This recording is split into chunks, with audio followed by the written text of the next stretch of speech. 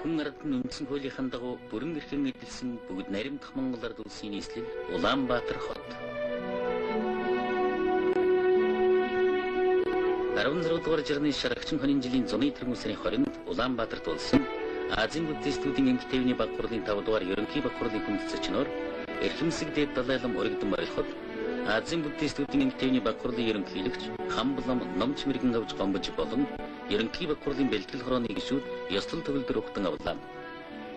Монголын буддистуудын төвийн тэргүүн Хамблам Номч Мэргэн авч гомбож санаачлагаар Азийн буддистуудын эмх тээврийн хөдөлгөөн 1970 онд үүсч өгжөөд 10 жилийнхэн ойг 5 дугаар ерөнхий баг хурлынхан үеэр ёслон тэмдэглэлээ. Буддистуудын эмх тээврийн энэхүү хөдөлгөөн өнгөрсөн хугацаанд улам бүр өрнөн дэлгэрч олон улсын нэр хүнд нь ихээхэн өндөржиж одоо Азийн 10 гаруй орны буддистууд хамрагдан сүсгтэн олныхон санаа бодлыг илэрхийлсээр байна.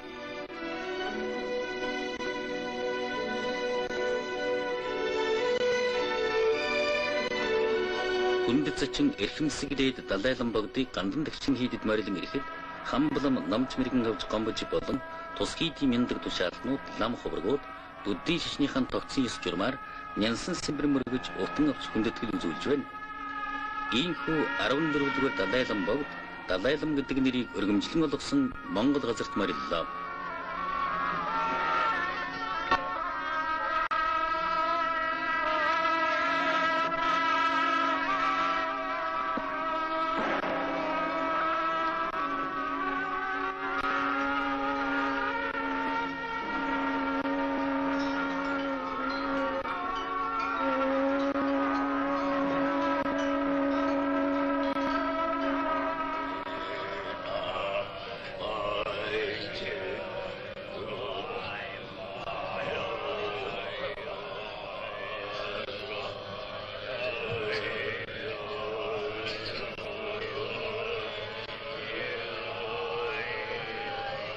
Дээрхийн гэгэн богд гандан дуган тусгайлан зассан сентид ёслол төгөлдөр заларч буян авралыг өрөөсөн хурал намын ажиллагаанд оролцоо.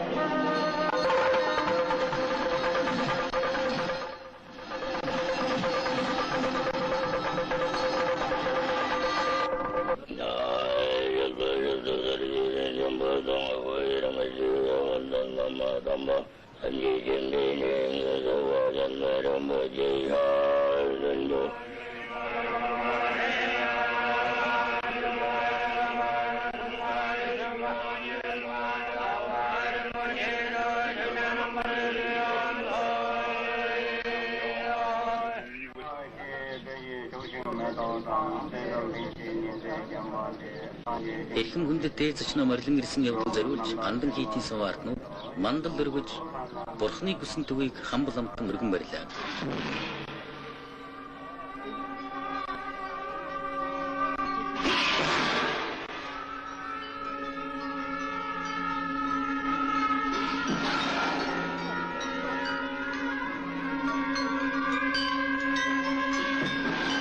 Түнчлэн Монголын эрт дээрвийн уламжил ёсоор цэлэм хөх тэнгэрийг бэлэгдсэн алд цагаан хадгаан эдээний дээд ариун цагаан сүг алтман уралтай яганд хийж өргөн дэвшүүллээ.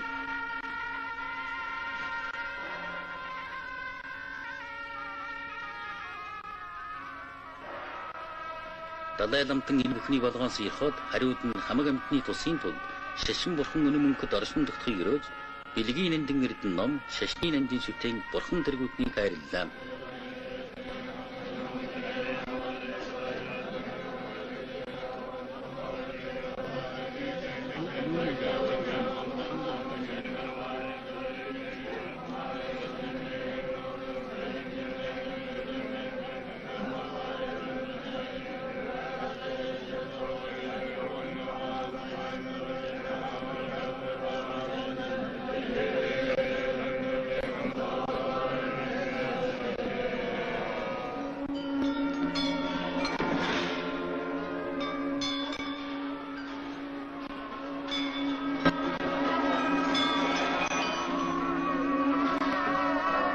Хандан төгслийн хийдэн хурал номын сүм дугнаас гадна дорн технэр барахгүй дэлхийд техник гайхагдах эртний энэтхэг төвд Монголын эрдэмтэн мэрэгд бандитаа нарын тойрон үлдээсэн ном судраар элбэг юм билээ. Далай ламбагт хандан төгслийн хийдийн номын санд саатан морилж тэрхүү ном судрын өвсөнгээс таалалтаа үзэж гэгэн хандан болгоолоо.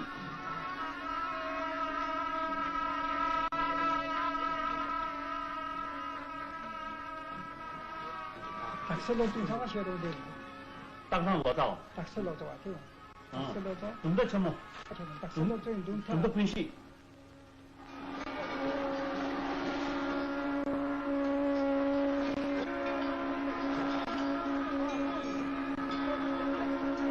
Эрхэндээ далайлан богд сүсгэн олон хандаж юуны өмнө гүн зузааны хөрлөл найрамдал халуун сэтгэл өгүүлэн би та бүхэнтэй учрын залгаж байна. Та бүхний тухай урд өмнө олонтой сонсож удаан хугацаанд бодсоор яваад өнөөдөр ийхүү учрын залгаж байгаадаа би их баяртай байна гэлээ.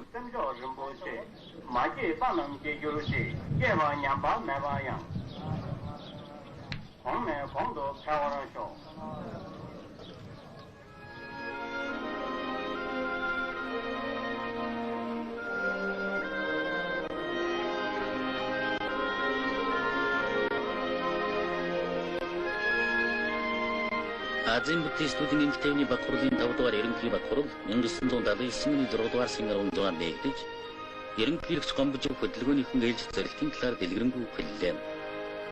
Хурлын хүндэт зочин эрхэмсэг дээр Далай лам хуралд оролцоход хандаж Бурхан багшийн эмгтээвний сургаалыг мөрдөн ажиллахын чухлыг онцлон тэмдэглээд бүхэнд сайн сайхны өрөөлөн айлтгахад хуралд оролцоход халуун дотнд хүлээж авлаа.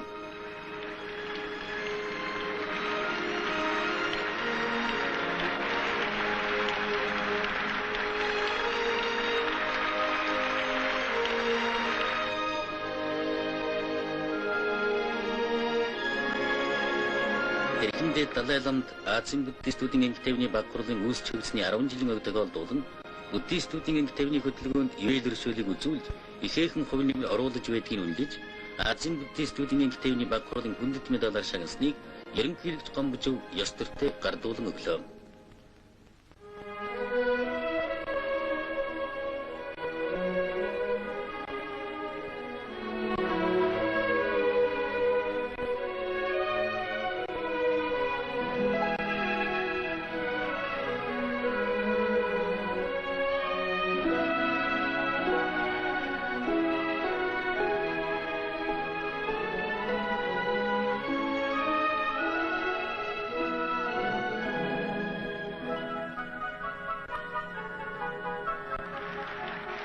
Эрхэм хүндэт зочин 5 дугаар ерөнхий баг хурал морилон оролцохын зэрэгцээгээр Монголын хөдөөр нутагт зочлон нэгдэлж мачтын ажил хөдөлмөр ахуй амьдралтай танилцахад түүний газар үрийн халуун дотнд хүлээн авч хүндэтгэл үзүүлж байлаа.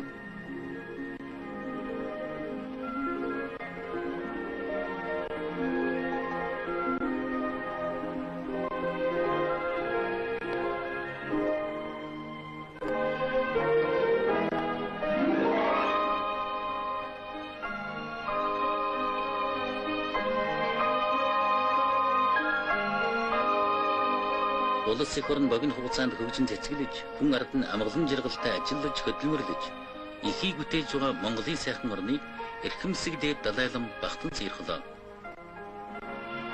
Монгол орн дэлхий дээрээс уламжлуулсан хурдан барны уралдааныг хүндэт зочин их эзэнийхлээ.